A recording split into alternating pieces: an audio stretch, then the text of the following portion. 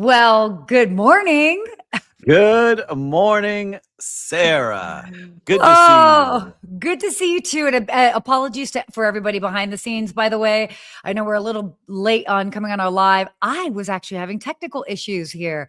So I got my little trusty headphones in. Don't judge. But we're good. We are up and rolling. Yep. But it's And nice to see Lou, you. thank you for holding us to our standard here. Yes, I paid the internet bill. I was having internet connections earlier. Some trouble with them, but we're here, Lou. We're here. I know that it's all three of us in this room. Oh But it's my always gosh. good. But we're here. A great Wednesday. That music always gets me pumped up and excited to chat with does. everybody. So if you're watching, let us know where you're watching from. We always love talking to the live viewers and putting your comments up here on the screen. Always a blast. But we didn't really connect that much this week at all. Where have you been? I know you were all over the place. Yeah, I spent a good amount of time, almost like over 10 days on the East Coast. I was in New York, and then I was also in Pennsylvania. Actually, that's where I did the show from last week with my grandmother turning 97. So I got to see family in New York City, got to see my grandmother in good old Pennsylvania corn country. We ate so much corn. By the way, is this like not a thing? Like when we will have corn dinner where we just like eat like corn, like we eat like 4 ears of corn and like some other things, but we mainly It's have happening corn. now. Is that like not a thing? I don't think so. If I remember correctly, corn doesn't have any like true nutritional value. Correct. But maybe I could be but wrong. It's so good. It is I know, I love so popcorn. good. Oh, Yeah. when Let it's us like know here in the fresh. comments here if you're having a cornbread, some corn. We can put all the different kind of corn. Corn casserole. It's like in that scene with Forrest Gump, right? With he talks about all the Yeah. shrimp, right? Oh, yeah. Shrimp. Oh my gosh, that's crazy. All right. So what about you? Any corn? Well, quiet. No corn this weekend. I had a lot of travel for myself, but we're getting a puppy. So I was prepping for this puppy that comes this Saturday, which was Ooh. unexpected. I was supposed to get it in 2 weeks, but they're bringing it down early. I'm like, I got to get ready. So it reminds the me of pee-pee having a kid pads. again. Like there's so many things. I got overwhelmed. I was walking into the pet store. I'm like, I don't know what to get. There's so many different things available here. So for anyone out there with puppies, let me know some success stories here. Send me some messages. I would love to hear some tips because I do have 2 kids. I'm like, how much harder could it be than raising kids? But everyone's like, get ready. Different. Catherine Frederick is joining us, and I bet you she's going to give you a whole slew of. Yep. All right. I'm going to need those tips. I know that I got a puppy coming. Yes, I got a sheepadoodle on the way. His name is Ryder. So Ryder may be joining some shows here soon. I love it. Well, so I know that we start a little bit behind schedule. So why don't we dive in? But before we do, wanted to go ahead and just do a little bit of a correction from last week. So, we are human here. And so when we get things wrong at Good Morning Hospitality, we always want to be the first to tell you. So last week, we mischaracterized Travel and Leisure's business model. So the company is an established vacation ownership manager. So it's not a new entrant into the space. And it uses a points-based model instead of a 1 week per year system. So want to just apologize. We regret the errors. And now on to our show. Yeah. Thanks for watching Travel and Leisure. We appreciate you watching. And, let's get on to the show here. We got some great things going here. But first, Sarah, this episode is brought to you by StayFi.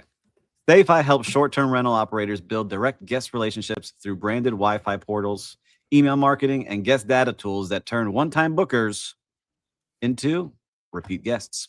So start growing your direct booking revenue today at stayfi.com/Good Morning Hospitality. And that's stayfi.com/Good Morning Hospitality. I love doing those. There you go. Thank you, Lou. So Thank you. Yes. Ad time. Awesome. Well, why don't we go ahead and jump into our first topic here. So Marriott launches owner rebate program ahead of $125 million credit card fee jump. So Marriott is launching a rebate program for hotel owners, and it will basically pass through to franchisees starting in 2026, which is now. The rebate is designed to offset some of that cost to owners who hit specific performance benchmarks around guest satisfaction, quality scores, and loyalty enrollment. This is interesting because this credit card fee increase is a direct consequence of Marriott's Amex co-branded deal expansion. So Marriott collects a significant revenue from the partnership, but they've also historically passed a portion of the program cost to franchisees. So why this is big is the $125 million jump is the largest single year increase in recent years. So it shows a lot of people using those credit cards, but this is tied to two different things, right? It's almost like, in this article, and Sean did a great job, O'Neill, writing this article.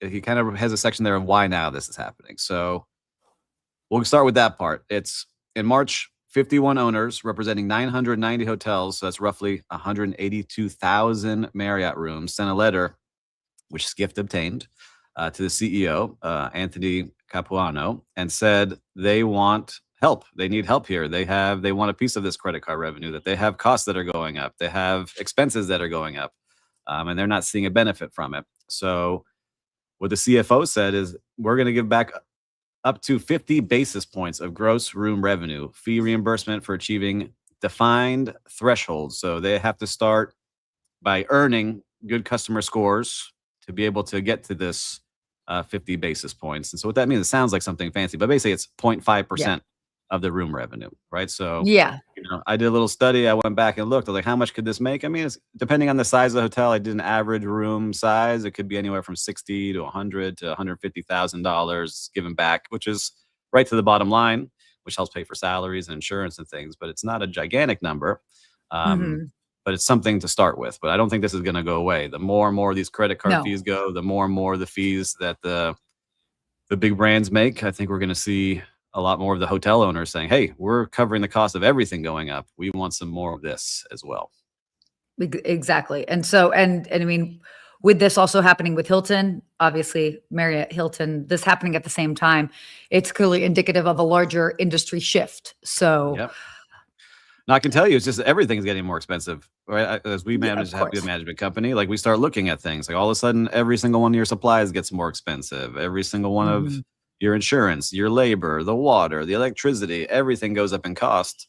And when you're not getting any relief and you see the management company you're partnered with making a lot and making record numbers, you're like, hey, we're the owners here of these properties that are working with you. Where do we get to see some of this? So it's going to be interesting to see how many more owners start to team up, because when you get 51 owners representing that large of a block of their rooms, I think you're going to start to see more and more talking about it, especially with all the news coming out and people reporting on it. Totally. Which, by the way, this should kind of go into the next topic, which is what we are. Hilton is cutting fees to rebuild hotel owners' margins. So this article also came out. So they announced, Hilton announced fee cuts across 7 of its brands aimed at improving owner margins. This is what we're talking about, especially at this time when operating costs. So that's, again, it's really interesting seeing that we've got the 2 larger brands are really making active changes to make sure that to give a little bit of that relief to owners, even if it is a little. Again, it's a nod in that direction. Yes. And they're Hilton's tying it to the program they're calling Rise. And so Rise is, again, customer satisfaction. So 50% of their hotels qualify now based on their customer service scores. The other 50% of Hilton's hotels don't qualify. So you really need to qualify to be a good hotelier, that you're a good owner, that you're investing in the property, that your guests are having a great experience to qualify to get this rebate. So, both companies really making a big push saying, all right, we'll give up some things, but you have to make sure that guest experience stays high, that you're not just cutting expenses to cover, the rise. Like, you got to invest in the property, and we'll help give back and give you more. So it's going to be interesting to see. And we talked a little bit last week or 2 weeks ago about Citizen M.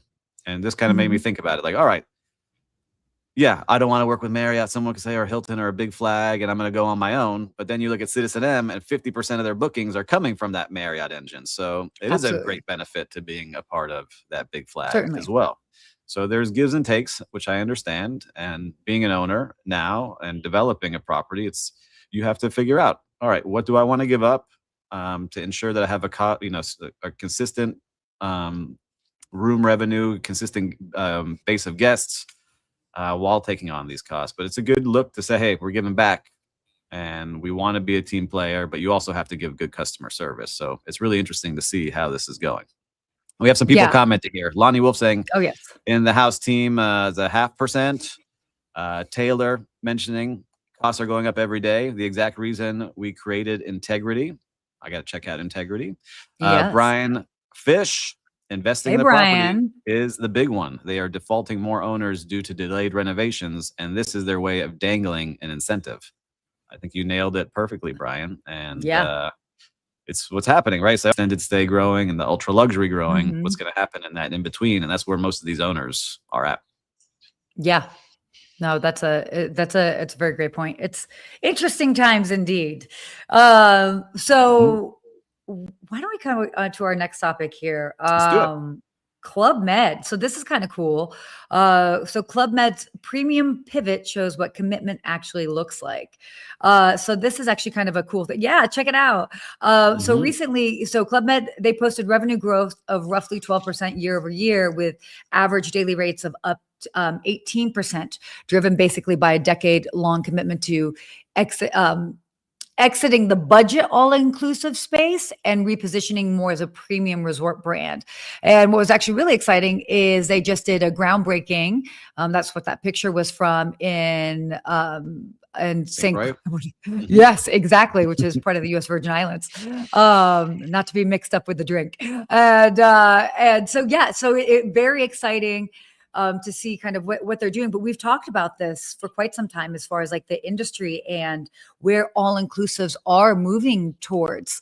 It certainly becoming more, having more premium options. And yeah, it's very great. I like it. Look, I have never stayed at a Club Med, but everyone knows that name. If you know, like, you think the Caribbean, yes, you do. Like that very 90s, like, all right, let's go out there to Sandals and Club Med and these places.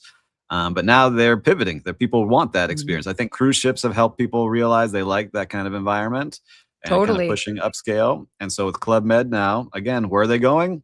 That not ultra luxury, but luxury segment. They're pushing their properties to be nicer and nicer. They're investing a lot of money.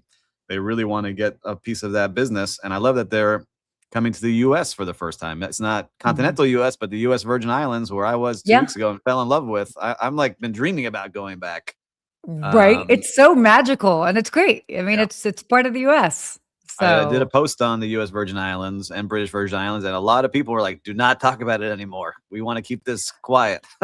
So I posted a little video of going to the British Virgin Islands to the Soggy Dollar Bar, and I got a lot of views. I was shocked to see how many people were commenting and sharing and reposting. So, it just shows that travel a lot of people influencer. I'm trying to compete with you. I'm trying to get my follower count up, everybody. So come on over and follow my one video that did well. But no, it's really cool to see what they're doing. We just had a friend of ours that we know that went to an all-inclusive and did not have a good time. So we want to make sure that when people did get to try this, they have a good time. And I think with Sandals leading the way and Club Med and a lot of other major chains, like we talked about the Marriotts of the world, everyone getting more into it.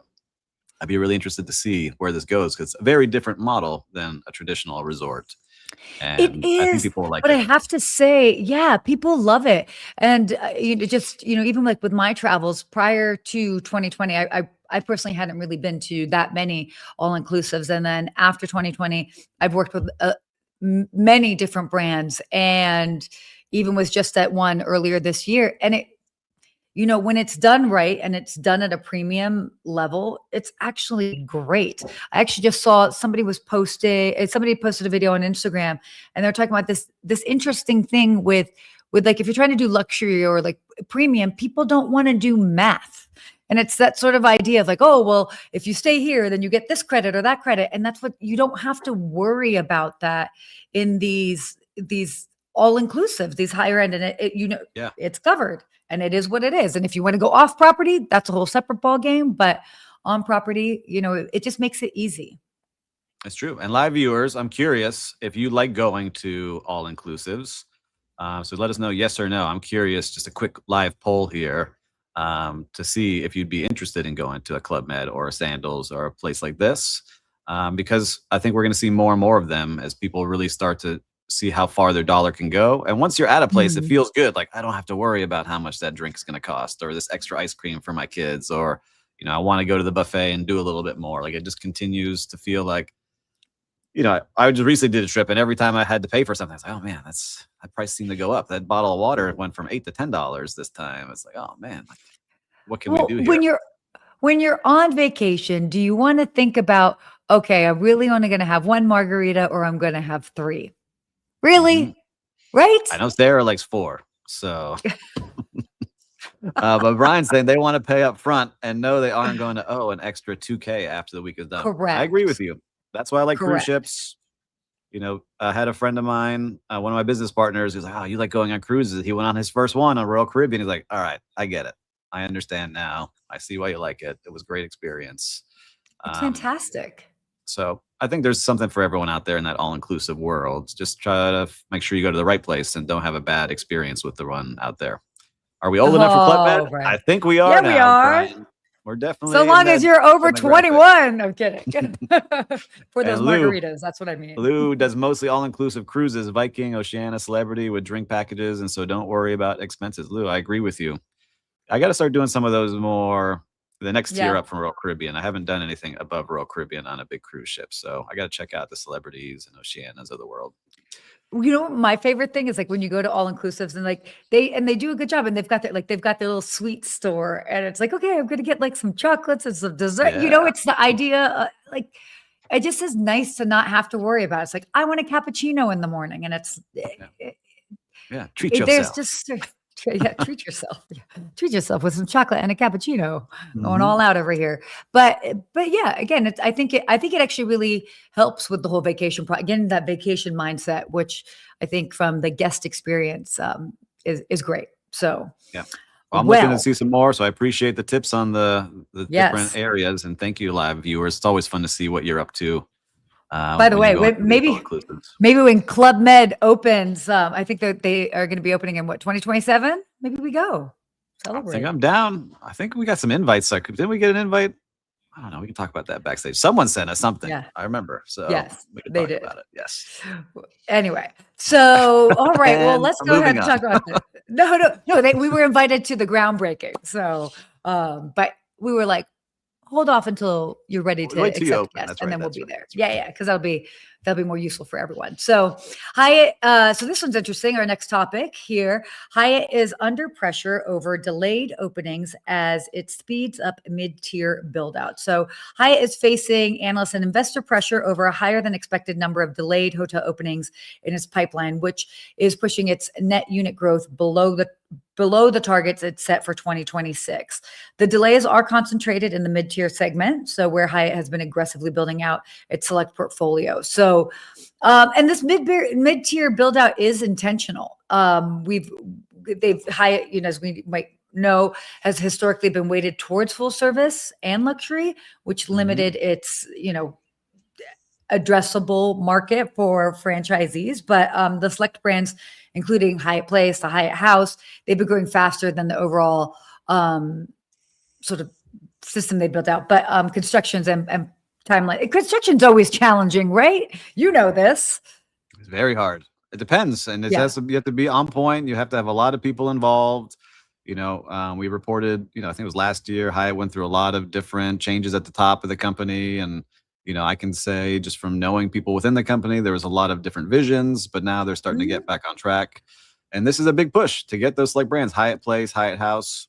They've been growing faster, but the construction timelines are just not keeping up, and they need to get those rooms open because we have their competitors starting to do more and more in that space. Correct. And so, one thing with owners is you need that property open because you do have loans you've taken out on the land. You have investors that you have to pay back. And the longer that stretches out, people start to get a little antsy. And so you have to make sure you're taking care of all of those people. And that means getting those rooms open, getting the supplies in, making sure the standards in place, making sure technology works, that you can get the reservations booked on time and getting that open. And you can't start accepting reservations if you don't know exactly when you're opening. So there's a lot of pressure when you open a hotel. Have you done one, Sarah? Have you done an opening before at a property? No, I feel like I missed that. I should have. Yeah, you should have. But just for the experience. It's never too late. Maybe when it's my dream down the road, I'm just going to be a host at the restaurant as like an 80-year-old guy and just like say hello to people. You I just think I'll do that. stop it. Yeah, I That is think so. hilarious. But That's what you're anyway, gonna part do? of the openings, that's what's stressful is like you got to hit these dates because you promised those opening reservations. Hey, we're going to be open. And if you don't, you have to find them a place to stay. And a lot of times you're Mhm. going to be covering the cost of that, not just like, hey, let me refund your money. Because I've been in places that were opening recently that I was assisting with, and they kept pushing back the opening date month by month by month and canceling last minute on all these people, thousands of people. So it can be very, very stressful out there. Good Lou old Uncle just Steve think hosting. Listen, there was a guy when I worked at Mandarin Oriental. I will never forget him. He was a GM of a hotel. He just wanted something to do. And he's like, Steve, I'm not going to make schedules. I'm not doing payroll. I'm not doing any of the busy work. I will be on the floor. Just schedule me these days, and I'll make sure we get good customer service scores. And he taught me so much. I I was love a it. young 20-something-year-old. So I might have to do that, Lou. We'll see. We'll see. Anyway, Love Sarah, that. sorry. Too much caffeine. No, I love that. No. It's great. It's great. I love that because it reminds me of all Yep. the hosts that I've met over the years, and I always, but it's if you've got the hospitality spirit and you just kind of want a low lift sort of job, I think that's fantastic. I kind of like that play. I was imagining, I'm like, what am I doing Yeah. at 80? Maybe I'm just do chilling at a Club Med. Let's see. Maybe. Good idea. Meet you in St. Croix. Anyway, why don't we go on to, I think, your favorite segment? Not my favorite. Everyone's favorite segment. Everyone's Sarah. favorite Everyone's favorite segment. segment is Whose Brand Is It Anyway? Where we put up Woo! a sub brand and we have to guess who is the parent brand. And I know all of you out here look forward to this every single week, and this is why you tune into the show. So without further ado, All right. let's get up this sub brand and see if we can guess the parent brand. Do we have it? Is the question. Oh my, this is AI. Who is this company here? Prize Hotel? Stop it. Prize Prize Hotel. Hotel. How do you say it? Prize Hotel. I would say Prize Hotel. I'm going with, this has got to be a unique one. H World. Didn't we talk about H World? Wasn't that one of the companies we talked about in China? I'm going with H World. Who do you think, everybody? Oh, wow. Got 5 seconds to put in your votes. Oh my God. I don't even know. Accor by Lou. Wow. All right. We see some. All right. Actually, you know what? I was going to say Accor. Lou, I was going to say that, but you said that you sent it in before me. I'll say Accor. I'll go with that. All right. The time to reveal is now.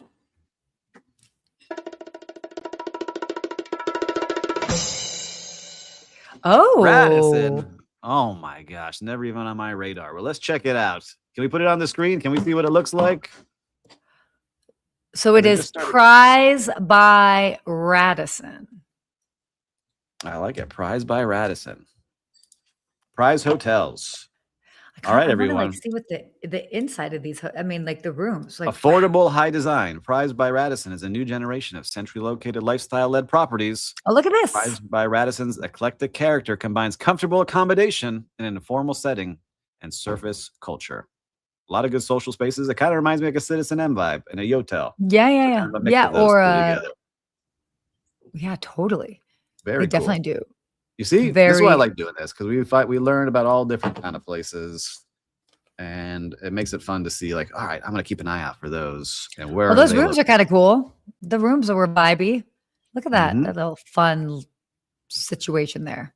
I gotta see where they're located because none close to me, but not all right, yet. Very cool. Well, I appreciate you all playing. Taylor got it. Radisson. Yeah. Good job, Taylor. Good job. Yeah, great. And Lou, what do you think? Steve doing his special ad voice. I got to get the special ad voice on for that part. But wow, we cover a lot here today, but it really just goes to show you hotel owners getting support from the big brands, from Marriott and Hilton, Club Med making their renaissance here, coming back, investing in upscale travelers. Love it. And, again, another great show, Sarah. We always do a good job here. We love having all the live viewers here. And if you haven't yet, please make sure to subscribe And of course, send this over to a friend. We did have a lot of fun here. The more people we get in the live show, the better. We always enjoy seeing all of you here. And until next week, everybody, stay hospitable. hospitable.